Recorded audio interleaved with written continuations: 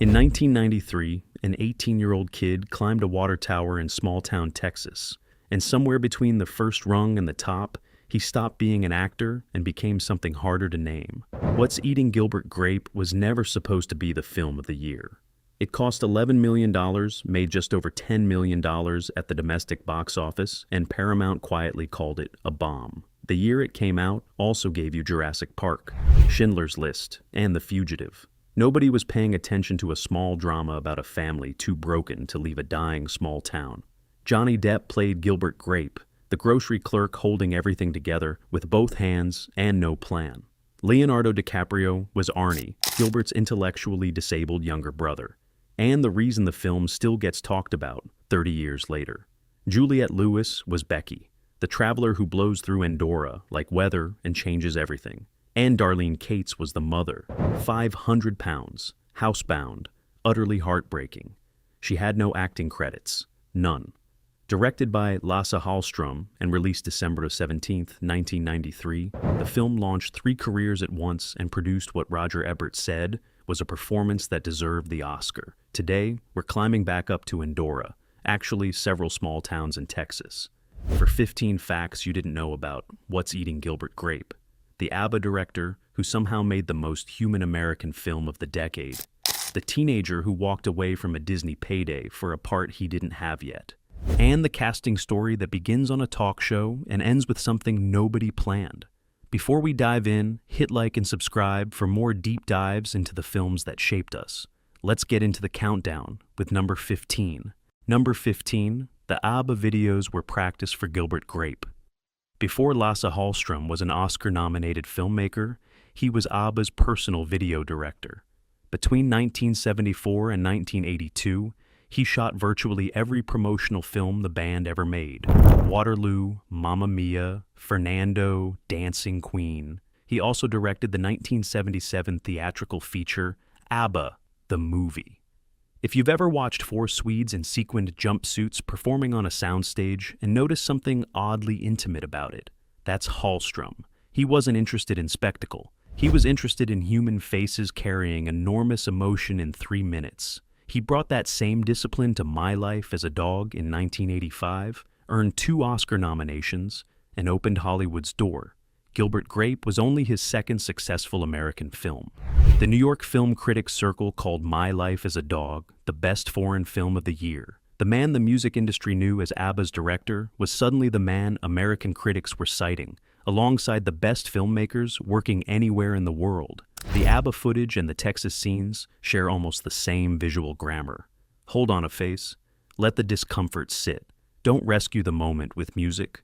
The shot that made audiences weep watching Darlene Cates, camera close, face filling the frame, nothing cut away, was the same shot Hallström had been making since 1974, 16 years of rehearsal, one housewife in Forney, Texas.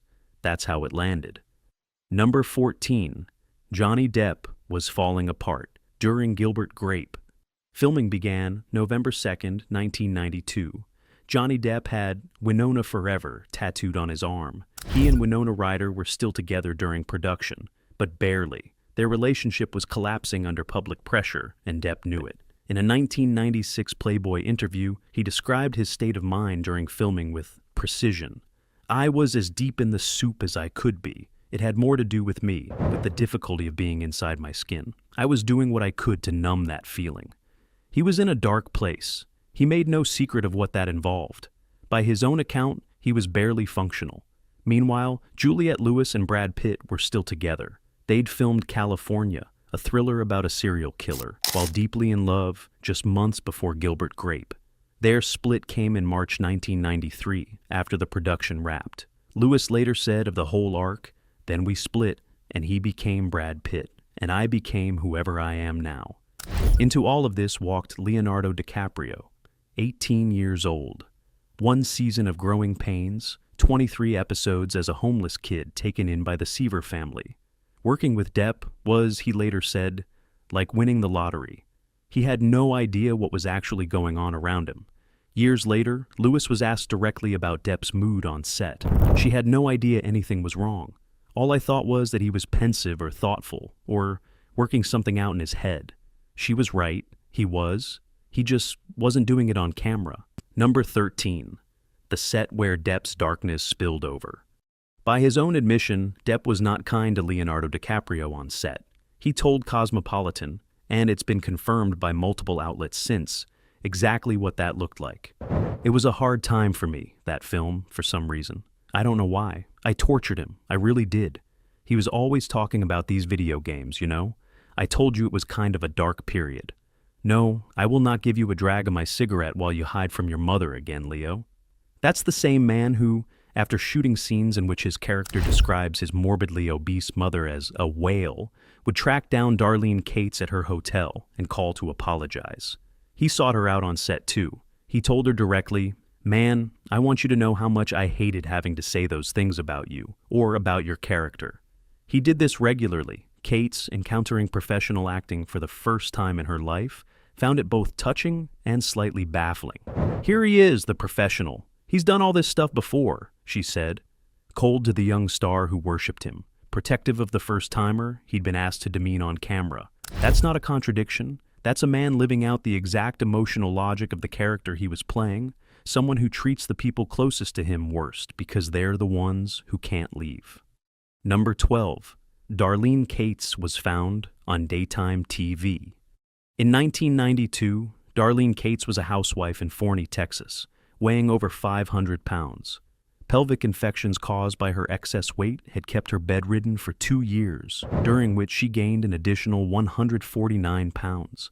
She had not been going places. She appeared on a segment of Sally Jessy Raphael called Too Heavy to Leave Their House, and talked with candor and dignity about what her life had become. Screenwriter Peter Hedges saw the tape. He sent it to Lasse Hallström. Hallström watched it and, according to Hedges in a 2014 Entertainment Weekly interview, started to cry because she had the heart and the spirit of what the mother should feel like. She was almost a little girl trapped in this body. There was a sweetness to her. She was offered the role. She auditioned at her own home because she wasn't yet going places. And she beat 60 other women for the part. 60 professionals, women with agents and credits and training. Cates had none of it. "No one could have been more surprised than I was," she said, "because I was just a fat housewife in Forney, Texas, of all places." Roger Ebert wrote that she brought extraordinary presence to the role. DiCaprio wrote her a personal note after filming Wrapped. "I'll always remember you as the best acting mama I ever had. You triumphed in your role." She died in her sleep on March 26, 2017, at 69 years old. Her character, Bonnie Grape, dies in her sleep in the film. She filmed that scene 24 years earlier. The most prophetic death in 1990s cinema wasn't in a thriller. It was here. Number 11. DiCaprio's performance made the mistake disappear. When Arnie discovers his mother has died, he doesn't understand what he's found. He bounces on the bed. He tries to wake her. He shifts, slowly, in front of the camera, from delight to confusion to something that looks exactly like the real thing. DiCaprio improvised the entire sequence. Hallström didn't script what happened in that room. He just kept rolling. Critics called it astonishing.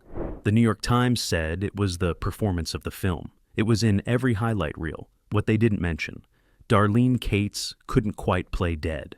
When DiCaprio bounces on the bed, her eyes twitch visibly. In the vigil scene where the children sit around her body, you can see her chest rising and falling. She's breathing. Hallström used those takes anyway. Almost nobody notices, because DiCaprio's performance is so fully committed that you never look at Cates. The actress who couldn't stay still is surrounded by something so alive, it pulls all the attention in the frame toward itself. The technical mistake disappears inside the human truth. That's not editing. That's not a fix in post. That's what happens when one performance is good enough to make the camera stop caring about everything else in the frame. The error is in every print. Most people never find it. Number 10. The performance that replaced the original character. The Arnie Grape in Peter Hedges' 1991 novel is not the character you fell in love with. In the book, Arnie is missing an eye from an injury. Hedges describes him as having teeth that looked confused. He's darker, louder, more volatile, less someone you'd want to protect, and more someone you dread being responsible for. The toll on Gilbert is different when Arnie is frightening rather than innocent. Nobody asked DiCaprio to change any of that. After spending a week at a care facility in Austin observing teenagers with developmental disabilities, he came back with an observation. The kids he'd watched weren't frightening or unpredictable. They were fresh. The world was genuinely new to them, constantly. That was the thing he decided to play. He played that version instead. The sweetness, the freshness, the sense that everything the world contains is arriving for the first time. It made Arnie sympathetic instead of frightening, and it made Gilbert's obligation feel like love instead of burden. Peter Hedges adapted his own novel. He watched an 18-year-old make Arnie fundamentally different from the character he'd created. Sweeter, more innocent, more human. Without asking permission, Hedges kept every bit of it. The author of the source material accepted a complete rewrite of his own character from a teenager, and the result is what people remember 30 years later. His version is the one nobody talks about. Number 9, Leo improvised half of Arnie Grape. After landing the role, he spent a week living alongside teenagers at a residential facility, watching, not performing, just absorbing. He came back with a written list of approximately 100 behaviors. He performed every single one for Hallström. Hallström pointed at the ones he wanted. Use that, not that, yes to that one. Per DiCaprio's own 1993 Hollywood Dramalogue interview, roughly 50% of his final performance was improvised anyway. The finger-eye press gesture, where Arnie pushes his forefinger against his nose and eyes, DiCaprio invented in the moment, not in the script, not on the checklist. The 100-item list was the floor. What ended up on screen was the ceiling. And then there's the grasshopper. In a scene early on, Arnie is supposed to place a grasshopper carefully into a mailbox. DiCaprio, fully in character, fully committed, accidentally slammed the mailbox shut on it. The grasshopper didn't survive. Animal rights monitors on set had not moved fast enough to stop it. Arnie naturally cried. DiCaprio, in character, cried. Hallström kept the take. That's the performance. A 100-item checklist. Half of it was improvised. One dead grasshopper, and a director who knew exactly when to stop rolling and when not to. Number 8. The cinematographer who couldn't touch the camera. The muted, washed-out look of Gilbert Grape, the way the film feels like light filtered through old glass, came from Sven Nykvist, two-time Oscar winner, Ingmar Bergman's cinematographer for 3 decades, the man behind Cries and Whispers, Fanny and Alexander, Persona. Considered, without real argument, one of the greatest cinematographers who ever lived. American union rules prohibited foreign cinematographers from physically operating the camera on U.S. productions. For nearly 50 years, Nykvist had operated every camera himself. Not direction, not description. His eye to the viewfinder, his hands on the focus, the conversation between what he saw and what the lens captured happening in real time. On Gilbert Grape, he had to describe what he wanted to someone else's hands and trust what came back. That's a significant thing to give up. The man who'd spent his career painting light onto film through direct physical contact, the intimacy between eye and lens that defined everything Bergman made, had to stand at a remove and translate. And he still made the film look like that. Quiet, wintry, like memory rather than documentation. The most quietly beautiful American cinematography of 1993 came from a man who wasn't legally allowed to touch the camera that shot it. Number 7. The performance that made people think Leo wasn't acting. December 1993. The film premieres. DiCaprio shows up. People are shocked to discover he's acting. Not surprised. Shocked. People at the premiere assumed the production had cast a non-actor with an actual cognitive disability, Lasse Hallström, who had not wanted to cast DiCaprio because he thought he was too handsome for the role, ended up with a performance so convincing audiences couldn't see where the research ended and the person began. Roger Ebert said DiCaprio deserved to win the Academy Award for Best Supporting Actor. The New York Times' Janet Maslin wrote that his tics were so startling and vivid that at first he is difficult to watch. The director, who almost said no, about a performance he nearly didn't allow. By an actor the studio would call an unknown again 6 months later. And then Martin Scorsese caught it on cable, late by accident on a film channel. He said in a 2014 Collider interview, "I didn't realize it was him, and he was terrific. That one channel surf eventually became Gangs of New York, The Aviator, The Departed, Shutter Island, The Wolf of Wall Street, and Killers of the Flower Moon. 6 films. 2 decades. Scorsese didn't go looking for DiCaprio. He found him the same way most of America did, by accident on a film the box office had already forgotten. Number 6. Before DiCaprio, Arnie Grape was almost Corey Feldman. Here's a story that sat buried for 30 years. In March 2025, Corey Feldman appeared on Billy Corgan's podcast and said, for the first time publicly, that he had been cast as Arnie Grape, already cast. Then Depp signed on as Gilbert, and Feldman alleges Depp told producers he had a substance problem and that Depp didn't work with people who had substance problems. Feldman insists he was clean at the time. He'd just completed a program and turned his life around, he said. He also said he was trying to help River Phoenix at the time. Phoenix, who was running in Depp's circle that year. Cameras stopped rolling in late January 1993. On October 31st, 1993, the year the film released, the year the Oscar nomination came through, River Phoenix collapsed outside the Viper Room on Sunset Boulevard and died. He was 23. The Viper Room was a nightclub Johnny Depp co-owned. Feldman. As we all know, River's last night on Earth was at Johnny's establishment. As you can imagine, there was a bit of a thorn in the side on that one. Feldman has never seen the film, 30-plus years later. I'm still bitter leaf in that one. Depp's representatives didn't comment. Nobody has confirmed what was said backstage. But Feldman was there. DiCaprio got the role, and River Phoenix died outside Depp's nightclub, the same year the film ran its awards campaign. The facts don't arrange themselves into a clean story. They just sit there, next to each other, being facts. Number 5, DiCaprio bet on a role he didn't have yet. Before DiCaprio had a single meeting about this film, Disney offered him more money than he'd ever seen. His words, in a 2014 Variety interview, "More money than I ever dreamed of." The role was Max Dennison in Hocus Pocus, a Disney family film that opened in summer 1993. DiCaprio said no. He had not yet auditioned for Gilbert Grape. He was declining guaranteed money for a role he didn't have in a film he wasn't part of. "I don't know where I got the nerve," he told Variety. "You live in an environment where you're influenced by people telling you to make a lot of money and strike while the iron's hot. But if there's one thing I'm very proud of, it's being a young man who was sticking to my guns." Hocus Pocus director Kenny Ortega told Entertainment Weekly in 2017 what his casting team said when DiCaprio came in: "We're sending someone in, but you can't have him. He's being offered a movie with De Niro and What's Eating Gilbert Grape." The role went to Omri Katz, whose acting career ended quietly in 2002. Hocus Pocus opened that summer and grossed around $39 million domestically. It's now a genuine cult classic, rewatched every October.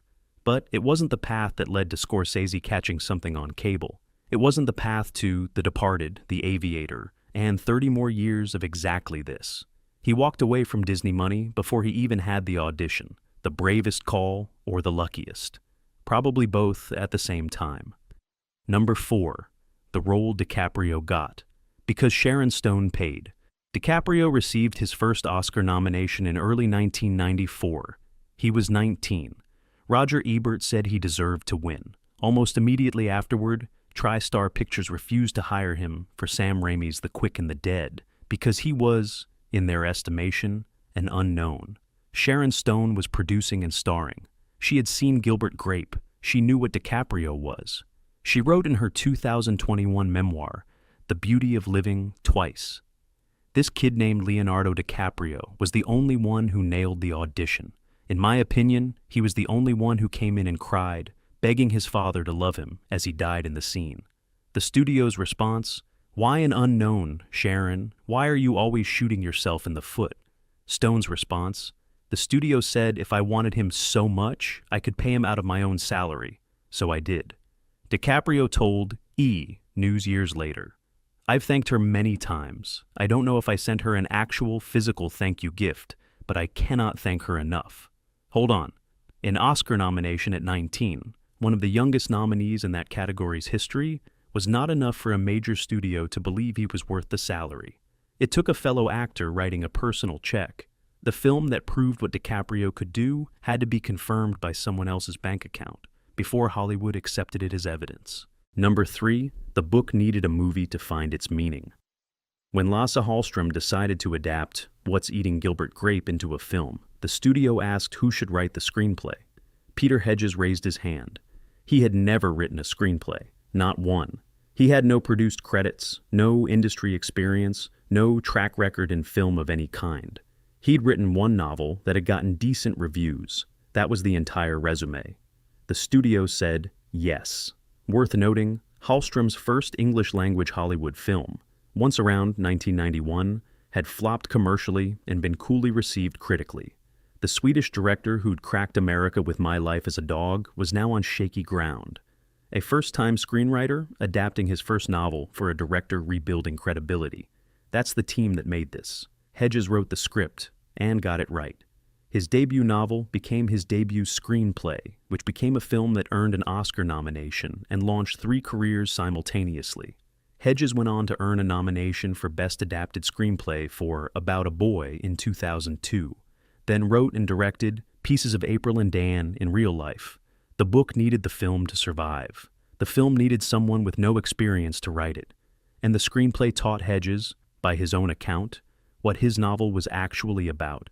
He had to make the film to understand what he'd written. Number 2, Arnie Grape started Leo's 22-year Oscar climb.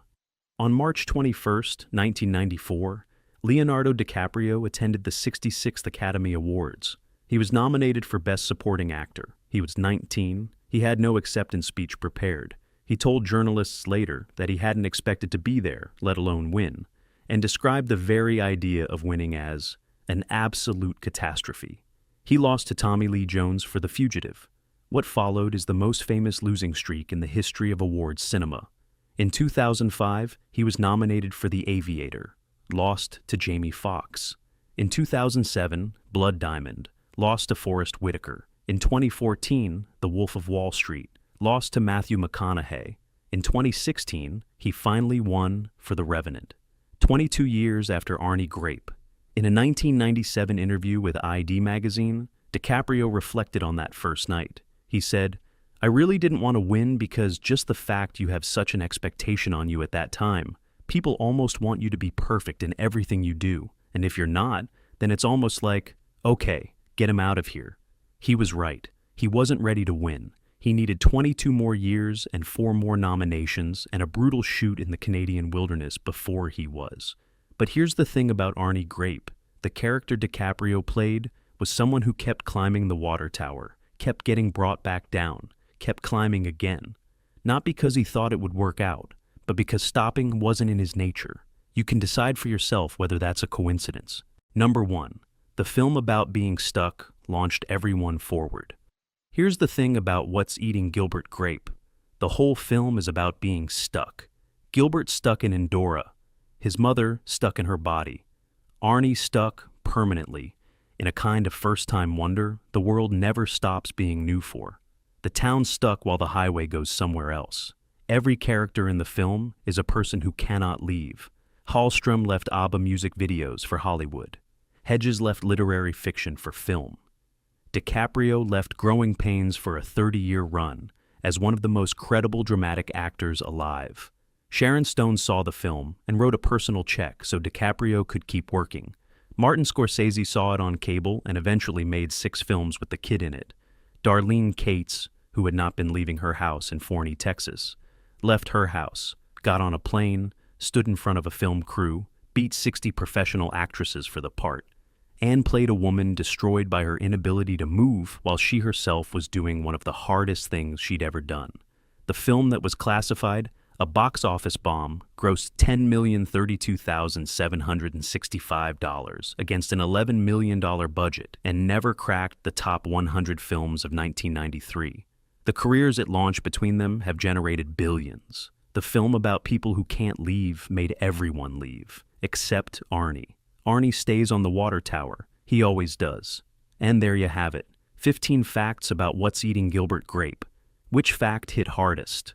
Which ones did we miss? Let us know in the comments. And tell us which film we should cover next. Like and subscribe if you haven't already, so you don't miss the next one. Until then, we can go anywhere. We just have to be willing to climb.